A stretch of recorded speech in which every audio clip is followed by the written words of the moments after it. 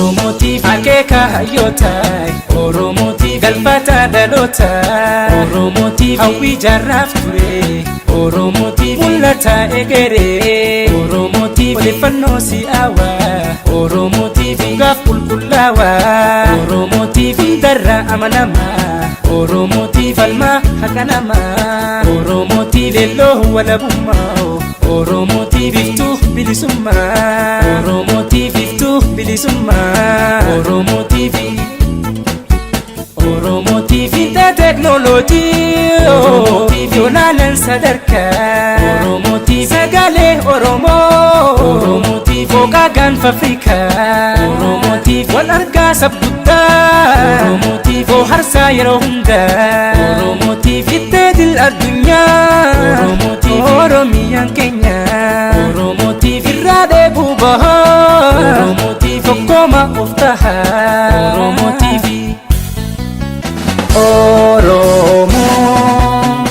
Oromo TV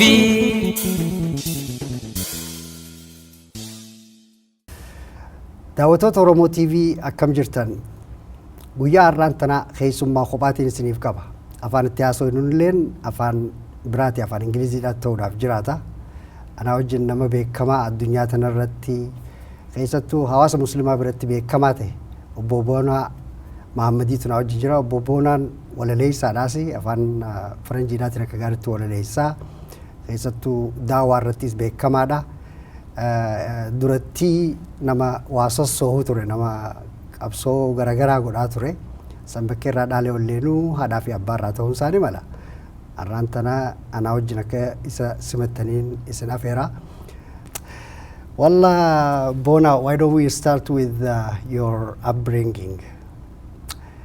Want to tell us how you, after starting from like elementary and middle high and so on? Well, my family came to Canada in the late 80s, mid 80s. My father and mother immigrated from Oromia. They had a long journey and route through Djibouti and then eventually to Egypt. And from Egypt, they came to Canada. And my sister was born actually en route to Canada. And they lived in the western part of Canada and then eventually moved to the eastern part of Canada in Toronto. And I was born there in the late 80s, 1987. And growing up in Canada was quite unique. And I think, I do owe a lot of my worldly perspective to growing up in a very multicultural society. In Toronto, you have many different cultures and races and thoughts and ideologies. So a lot of that influenced my way of thinking while I was growing up. My family was heavily influenced and still is heavily influenced and thought by the Oromo liberation movement and by the struggle of the Oromo people. So I always grew up with that in my mind, and the propaganda was always there from a young age in terms of Bilisuma and these things was always taught to me, and I understood that part. I may not have understood my identity completely because, being a young person growing up in a secular society, my parents, both working, many hours to keep food on our table, me mainly working and living with non-Muslims and non-Oromos. It was a little bit of this and that, and my identity became a little bit, I would say, confusing at certain times, not really understanding fully who I was. And I ended up getting involved in some things that I probably shouldn't have. Like a lot of young people, I made some pretty bad decisions and some mistakes, and my parents were always there trying to guide me along the way. But like many young people, I always didn't really listen until I eventually got a little bit older, into my high school age, and I started really trying to give my life a sense of meaning. I think that for myself and for a lot of young people who are just kind of lost and trying to find their way and meaning in life, we can become very derailed or very sidetracked by things that really don't matter. And for me, it was trying to find a sense of purpose and identity to who I was, and that really came in the way of helping other people. And for helping other people, it always made me very happy, and that was kind of my life's passion that I pursued in many different ways. Is that what you were doing in high school? And you had a picture with Alicia Keys, is that what it was? Yeah. Oh man, I hope that picture never surfaces. But actually, yeah, I was very involved. But also you were, sometimes I heard that you were even going to, that's a good activism though. You were going to even helping people in jail and so on. Yeah, so even sleeping there. Yeah, so for me it was more about understanding my role and my purpose as a young person, a young Oromo, black person in the diaspora, growing up in North America. There are certain challenges, unique challenges that I face that are different from what my parents face. So for me, being a young black person, especially, post 9/11, you're Muslim on top of that, racism, Islamophobia, discrimination, these are things that I experienced firsthand living where I lived. And so understanding the responsibility that I had to help give back and to help people who I wanted to, get out of that situation, my activism took different routes. So one was, for instance, getting involved in journalism, where I actually was able to interview and meet different celebrities. So Alicia Keys was one of them. I also met different artists and celebrities, and I was trying to, at that time, hone my writing skills as a journalist and activist, and then eventually discovering my passion, which was, storytelling, and that took place through my spoken word poetry. And my spoken word has really allowed me to take my art to many different walks of life, including prison, where I actually was able to go into prisons and perform my actual poetry for people who are in jail, and young people like myself who may have made bad decisions, but I could have been in their position and they could have easily been in my position. So it was really cool to kind of be there and give back. Was this change smooth, or was it just snap like that? For me, it wasn't an overnight thing. It's faith is something that really takes time to harness, and I think especially a good faith, a faith that has longevity to it, inshallah, is not something that you'll see just happen overnight. There is building blocks to your personality and who you are as a human being. And so for me, it really when was the turning point, though? So for me, it really became a sense of understanding, like I said, what was the greater purpose of my life? Was it just going to be I was going to stay here and work and sleep and just go through the daily motions of what people are supposed to do? Or was there a greater purpose to why I was here? And understanding the things that had happened to me and the experiences that had happened to me, and not wanting those things to shape who I was forever, and learning that, even though I had access to many things, I could have been happy in the way that, many non-Muslims or people in the societies that we're around are very happy with their money and their, kind of more worldly aspirations. For me, it never really made me happy. And there was something inside of me that was missing. There was something greater that I didn't really have a good hold of, which was my own spirituality. So I ended up learning more about faith. Post 9/11, Islam was a hot topic, it still is. And at that time, I was doing a lot of defending of Islam, because my last name was Muhammad, so people would always say things about Islam or Muslims, and I would be the one left to kind of pick up the mess. So it really became me defending Islam so much to the point of actually learning about it. And that being a blessing in and of itself, I was able to then take the knowledge that I was teaching other people about in order to defend what I believed and actually apply that to myself. Where did this learning take place? Is it right in Canada, or did you go to any other place where there's a lot of knowledge? Or? So eventually, once I started really getting into the faith, I asked my father if I could go to Egypt. I see. I asked him if I could go and study there, and he lived in Egypt for a little bit of time, and he had a very interesting thought around it. He was like, I don't think it's a good idea. It's a little bit dangerous there, and I told him, this is something that I really want to do.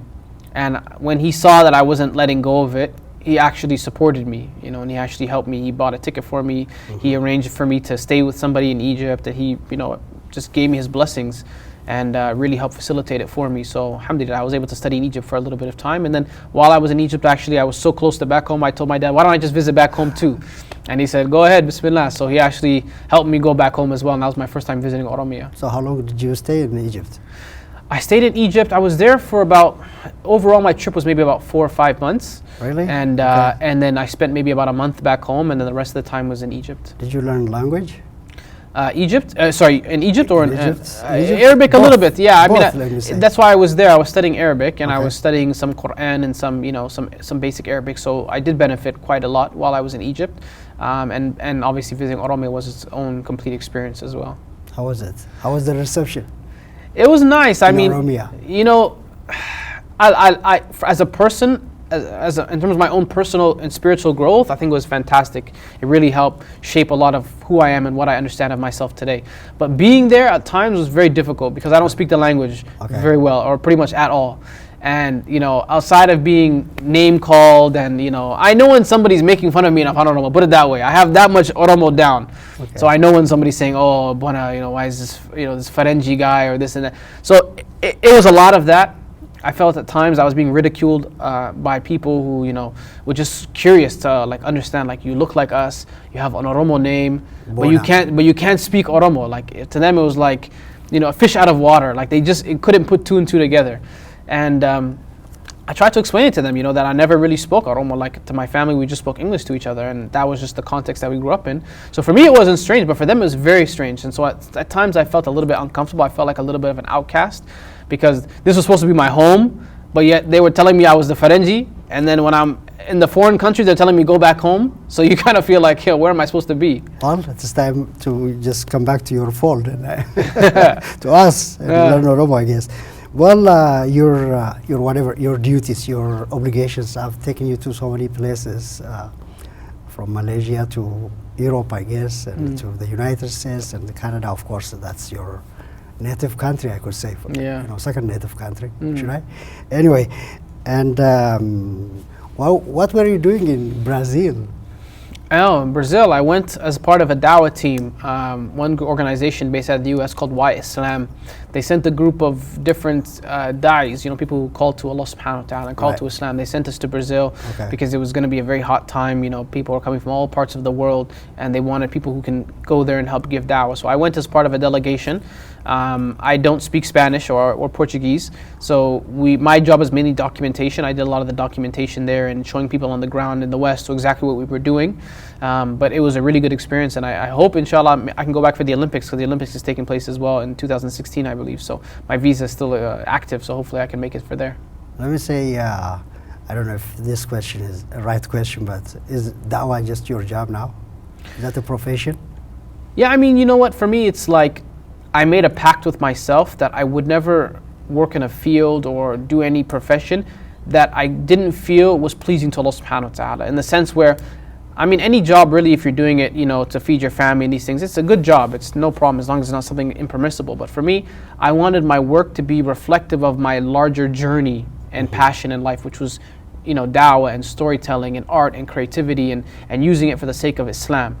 So for me, that became, alhamdulillah, Allah subhanahu wa ta'ala facilitated that for me, whereas, I run a media production company called Safina Media, and I focus on telling Muslim stories. One of my major clients and one of the organizations that I work with and work for is called Al-Maghrib Institute, so I work for them as well in the creative branding department.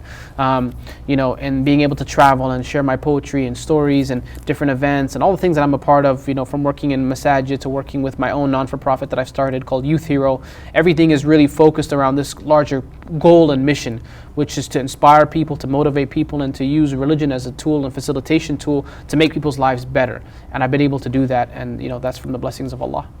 Well, talking of motivations and the movie, I have heard that you have made a movie, you've created a movie, a new movie that's called Tug of War. Tell us about that. What's the content? So Tug of War is about two young people who get caught up in the, drama, you could say, of radicalized Islam. So, whatever that means to different people, either way, they get kind of, they buy into this propaganda of what we see happening with these cults, on the other sides of the world. And so it's really the story of these two young people and how they, go into that part of Islam or that ideology that it does exist, unfortunately, amongst some very small fringe groups of Muslims. But it's also about how we as a community act towards supporting people who have problems or who are, not necessarily, we don't agree with them 100%. So a lot of it is, although it's about them, it's also about us as a community. And I think, even from the conversations that have been able to emerge from after showing the film, I think it's a really great project. Is it mostly for the kids or younger people? It's really for everybody. I think that, this is a problem that we're seeing that's affecting some young people. I don't want to say a lot, because definitely it's not, but the majority of people who do get affected are young. But even then, the solution for me is more of a holistic solution, and it does involve every person, from families to governments to police to media. It's really a more of an organic approach of a solution that I'm talking about in this film. So although the problem does affect some young people, the solution does involve everybody. Well, before going away from this movie thing, are you also preparing another movie? Are you in the work? Is there any other thing in the pipeline? To be honest, a lot of things are in the pipelines. One is a documentary I'm working. One is a documentary I'm working on right now about my own Oromo journey and struggle and identity. The tentative title right now is called Heart of the Horn. And I have another film that I'm working on, which is an adaptation of the story of Barsisa, which is a hadith that was told to us from the Prophet ﷺ, and it's basically a story about a young man who's seems to be very pious on the outset, but ends up falling in love with a woman impermissibly and ends up doing things that he shouldn't have done with her. So it's a little bit of a hero's fall from grace story, but that'll be coming out hopefully in about a year or so, inshallah. Now the Oromos have found you. Are you also going to be part of us, or in the future are we going to see you a lot more than in the past? Because in the past you used to go to so many other places, but I think you were just finding yourself alone there. The reality is that I go where people call me. I don't request anyone to bring me anywhere. You know what I mean? Like, it's not that I make the request Decision. to say bring me here or bring me there. If somebody invites me, I go. Good. So it wasn't me that discovered the Oromos. The Oromos just discovered me. Okay. And maybe I remember actually one of the first times, because I'd come to Minneapolis many years ago, and I'd come just from the students' organization at the university, so the MSAs would invite me. And then I remember I came in the last maybe 3-4 years with one organization, Al-Maghrib, and they had a big conference here. And that's when my name was broadcast, and a lot of Oromos were like, who is this guy? What's going on? There's an Oromo there. And then even some of them were confused. They weren't sure if I was Oromo. They thought I was Somali all these years, and they find out the Oromo saying, no, he's Oromo, I know him, or even his name is very Oromo, so you can tell. And so then there became a little bit of a hype around it. But for me, nothing's changed. It's just, I'm still the same person. I have the same message. I have the same goals. Oromo, non-Oromo, whoever wants to benefit from it, I'm welcoming all. So to me, I'd love to get more involved in the Oromo community if they'd allow me to, if they'd invite me more to different events. But I have no control over that part of it. It's not up to me. So it's just on your way that you're going to Seattle this time, and you're going to have some event there. Yeah. So again, I was invited by another organization that is doing something similar, Risala International, who's the organization that brought me this time around. They've helped to facilitate my tour this time. So within Minneapolis, I was in DC, going to Seattle and going to Atlanta as well as part of Risala International's bigger goal and vision. Okay. So what is Risala International? Well, for Risala International and for our audience, why don't you give us one of the poems that you want to say to us on this show? I don't know if I have anything on top of my head. Well, I could just say a few lines, maybe a few couplets. Let's say there's a group of young people just sitting in front of you right now. Let's say there are 100 of them, and you want to advise them. I wouldn't say it in poetry. I would just say it in normal talk, because I'd be able to express myself more. I think one of the things that I've been really passionate about recently, and that's really been taking a big toll on my life, is personal development, and really harnessing the power that each one of us has inside of us to become better people. For myself, I've been able to use art and poetry as a medium to help improve my own life and help improve the lives of others. I feel like people have that ability innately within them. A lot of people just haven't figured out what that talent or skill set is. So for me, it's about teaching young people leadership skills and talents and allowing them to actually become agents of change in their community. I started an organization called Youth Hero, which is about turning young people into heroes, literally, in their community, and empowering them through leadership and understanding their potential as human beings. And this is Muslim and non-Muslim alike. One person can definitely change the world, I believe, and it's important for us to all realize that we have that ability and capacity to do so. So for me, it's reaching out to young people and letting them know that you have a skill, that you have a passion, that you have something that can make you a better person. Sometimes it's just about finding what that is, and that takes some time, but the sooner you find it out, the more you can begin living that life of passion and purpose. Well, it's now for that line that you want to give us as a poem. Oh, you want both? No, I thought you wanted one or the other. It's it's like a spice. Okay, buy one get one free, huh? Okay. I'll just share a few lines of poetry, which is just it begins with says Alhamdulillah, thumma Alhamdulillah.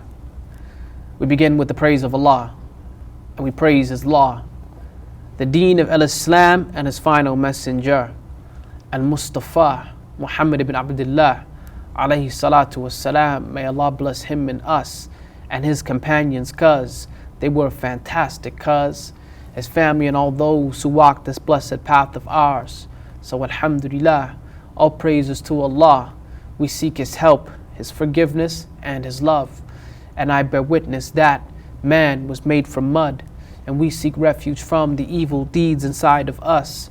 Cause for whom He guides, none can lead astray, and those who went astray, none can guide to this way. O you who believe, Fear Allah as He should be feared, and don't you dare die unless upon His deen. So live consciously, for your Lord He watches thee, and only speak the truth, for it shall set you free. So alhamdulillah, thumma alhamdulillah, all praises to Allah, fi dunya wal akhirah.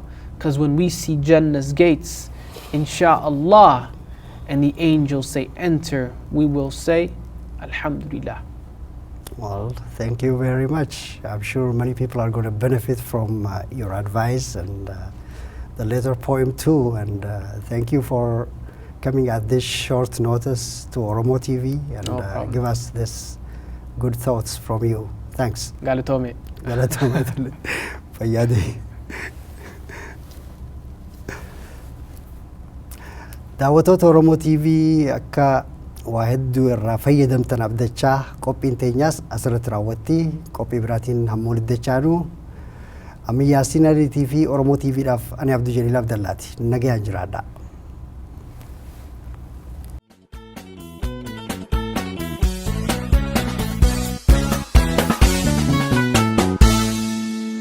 Oromo TV akeka hayotai Oromo TV galbata dalota Oromo TV hawi jarraf ture Oromo TV mulata egere Oromo TV odeeffannoo si'awa Oromo TV gaaf qulqullaawa Oromo TV darra amanama Oromo TV falma hakanama Oromo TV leelloo walabummaa Oromo TV tu bilisumma Oromo TV tu bilisumma Oromo TV Oromo TV ta technology Oromo TV yonalan sadarka Oromo TV sagale Oromo Oromo TV fokagan fafrika Oromo TV wal arga sabutta Oromo TV harsa yero hunda Oromo TV tadil adunya Oromo TV Oromia Kenya Oromo TV rade bubaha Oromo TV kokoma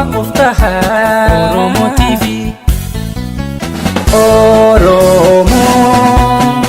Oromo TV